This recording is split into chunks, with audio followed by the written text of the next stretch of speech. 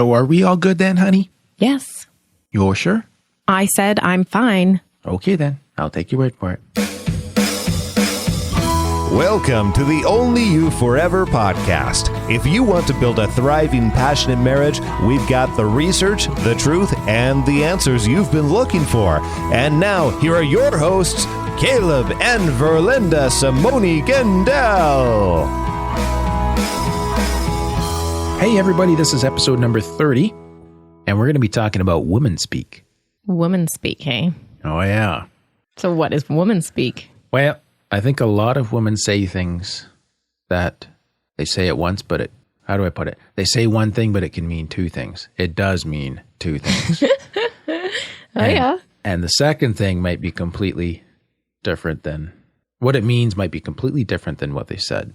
Mm-hmm. Yeah. Now, not all women do this. Because I would never do this. Yes, dear. And men can do the same thing, but in our culture, not nearly as much as women. But in our culture, stereotypically, we assign this to women. Right. Womanspeak.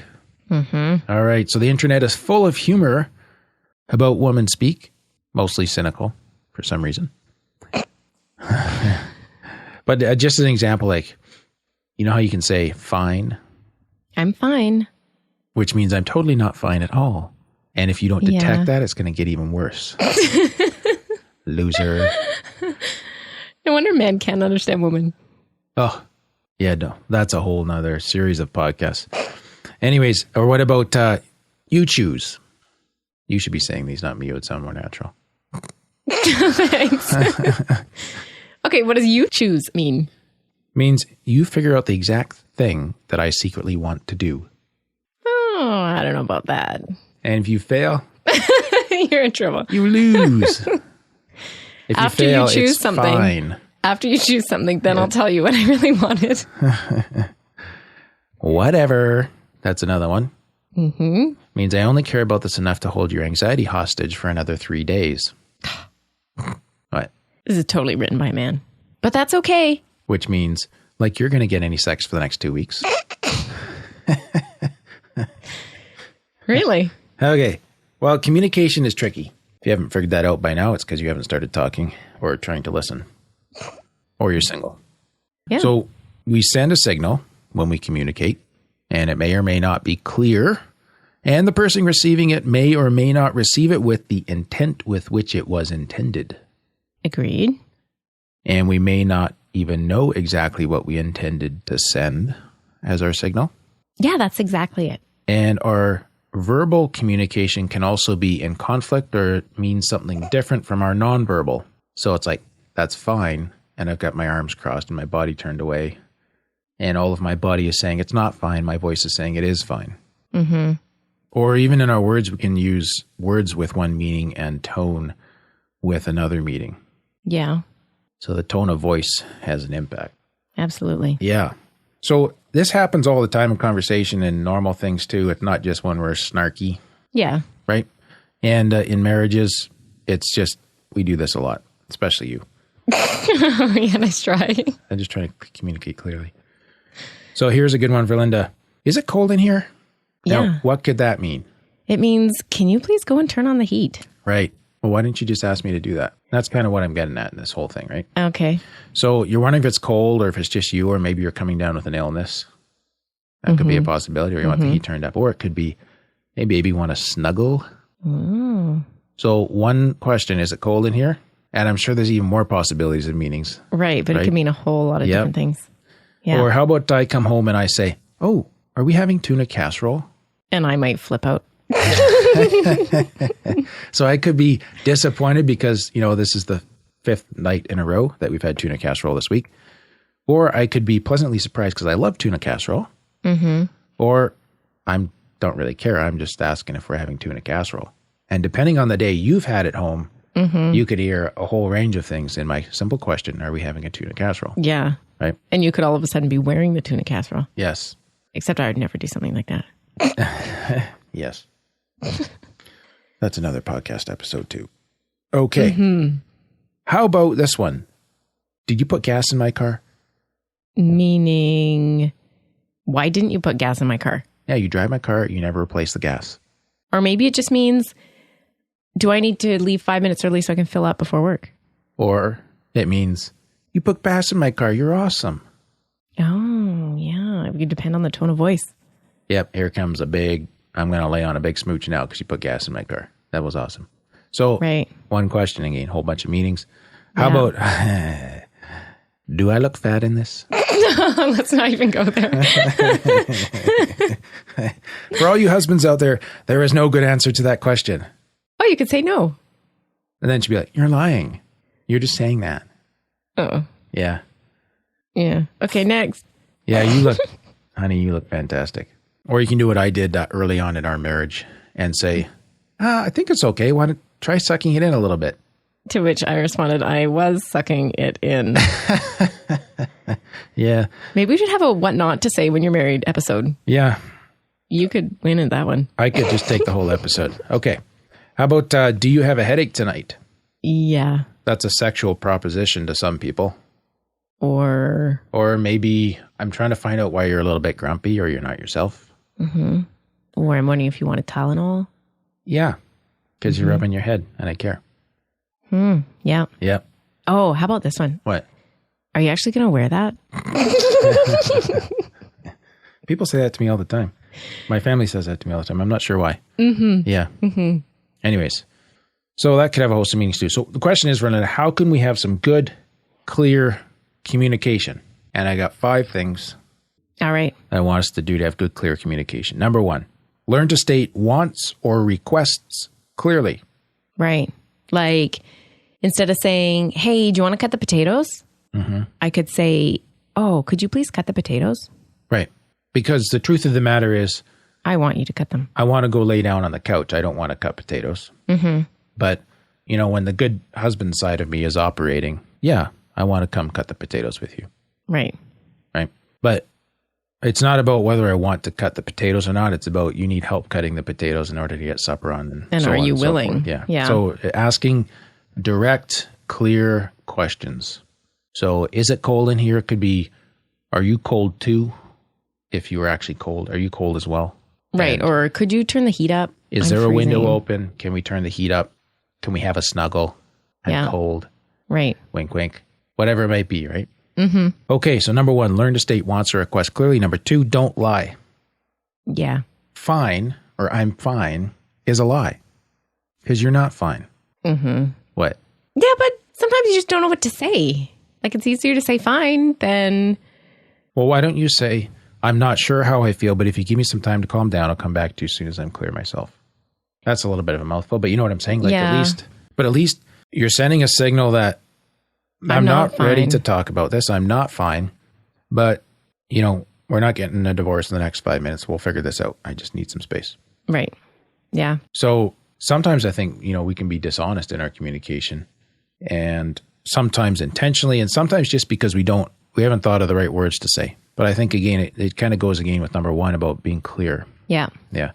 Number 3, state your expectations before it matters. What do you mean by that? Well, I think we've gotten better going into situations where we actually we stop and we talk about, here's what I'm expecting tonight, or what we need an example of this, or it's getting a little wacky. Yeah. Okay, something's happening on the weekend and I start planning my thing and I need to stop and say, I just want to make sure that you're okay, that you're going to be alone with the kids Friday night. Oh, okay. Because I'm going to be gone doing this, right? And it may well be something that you support me doing. Yeah. But, rather than being upset about or feeling abandoned or left after the fact or something like that, if we can stop and state our expectations, what we think something's going to look like, make sure it's okay, and just have that communication before stuff happens, that we don't have these sort of funny, yeah, I'm fine, you go ahead and have a good time tonight. Yeah. Kind of communications, right? Yeah. And then everybody's clear and upfront about what's going on. It's like, yeah, you go ahead, take Friday night off, and can I do this on Saturday morning and you keep the kids then? Yeah, sure. No problem. Right. Okay. Right. Okay. So that's what I mean about stating expectations before it happens. Number 4, understand your own emotions, like your subtler emotions, and then learning to speak out of that place. So this is a key part of differentiation and just being able to know what's mine and where I'm at and being able to communicate that to you, to my spouse. stating my own subtler emotions. So do I look fat in this as a question? Might just mean I'm feeling kind of insecure about tonight. I need some reassurance. Yeah, that's exactly it. Because it's not whether you're look fat or not. It's because I don't look any different than I did yesterday. You need a hug. Yeah. Right? Yeah. So, but I still want you to think I look good. Absolutely. But if you say I'm feeling insecure, what am I going to do? You're going to tell me. I'm going to give you a hug and tell you look great. Yeah. Any normal, healthy husband, I think, will step up to the plate on that one. Because you've clearly stated what your needs are. Is that good? Yeah. Okay. So that's number 4, understand your own subtler emotions and speak out of that place. Number 5, use your manners. Do we need to remind ourselves of this? Just say please and thank you. And I don't know when it was in my marriage to you, but at some point I realized I'm just not doing a good job of even saying thank you for the little things that you do all the time. And I need to start chipping that in there. And just expressing gratitude is a communication piece that builds goodwill. And it avoids having to, where you have to kind of set up the conversation or drop those little woman-speaky things, or guys do this too, man-speak things, where you're looking for the affirmation. You're inviting it. You're creating. Oh, okay. Yeah. Yeah. Because when you get that, you've kind of set it up. It feels cheesy or cheap or like you've kind of forced it and it's not natural, right? Yeah. So I think when we get better at expressing gratitude, using manners helps just create clear, simple communication. Yeah. Does that make sense? Yeah. So, question for you though. Why do you think we use Womanspeak? Why do we need to, or why do we feel we need to be vague and... Or say one thing and mean another? Yeah. Well, I think sometimes, again, because of the social thing in North America, the nagging wife is a stereotype. Yeah. And so asking an oblique question, in a roundabout sort of way. Maybe you'll offer, and then I didn't actually ask you. You don't feel like you're going to be that nagging wife, right? Yeah. So you just hint at it instead. Okay. And that's about something that's outside of our marriage. Yeah. That's a voice kind of speaking into it. And but it still affects us. It does. But I think that's where just stating a simple, clear request without any, what's that word for when you say something with tone that has attitude? Without any attitude. Yeah. Okay. I couldn't find the word there. That will help, right? Yeah. And I think too, sometimes there's a fear of rejection. Yeah, I think so. In the question. And, do you want to cut potatoes? It's kind of like I feel bad for asking you to do it. If you say yes, that's great. Mm-hmm. If you say no to do you want to cut potatoes, I don't feel rejected. Yeah, I would feel rejected. If I asked, do you want to cut potatoes? If I say no, I'm... Oh, I see what you're saying. If I say, could you please cut the potatoes? And then I say and no. And you say no, then it's like a rejection on me. Outright. Yeah. On you. You got it. That's the difference. Right. So I think sometimes we have that fear there. And often, Verlinda, that fear is more about our fear than the other person's reality. Okay. Can you help me say that clearer? Because I think you know what I'm trying to say. It's more about, here we are having a podcast on clarity and I can't. You're not clear. So my own fear may have no basis in reality. In my present reality. Yes. In my present reality. It may be from my childhood or something like that, right? Okay.